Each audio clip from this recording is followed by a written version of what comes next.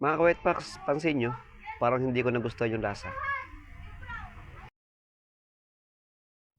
Yun na nga guys, nagkayayaan kami ni Mrs. na kainan namin yung sikat na perasan sa may QC. Siyempre, agad-agad namin pinuntahan yun kasi nakita namin sa Facebook na nagka-trending siya. Kaya agad namin pinuntahan. At yun na nga, ano, siguro yung kasama ko, face festival ko. Yun na nga, nandito na nga kami sa may Batasan Road, papunta ng Litex. Kung sa inyo sinasabing sikat na paresan. Yun at narating na nga namin ng sikat na paresan kaso walang kumakain, konting-konti lang. Kaya agad na kami umorder ni Mrs. para matikman namin ang pinagmamalaking paresan at kung ano talaga ang lasa nito, kung bakit siya na trending. Yun, inikot-ikot ko muna yung camera para malaman nyo kung gaano karaming kumakain.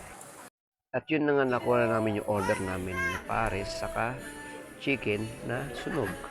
Kaso parang hindi siya natuwa, yung smell na nakakaloko eh. Tigas doon ng chicken. Napawaw, sarap pa nga ako nasabi ko eh. Pero tignan nyo tignan nyo reaction ko dito. At yun na nga, parang hindi na nga siya nag-enjoy kumain. Yan ako si Mangot.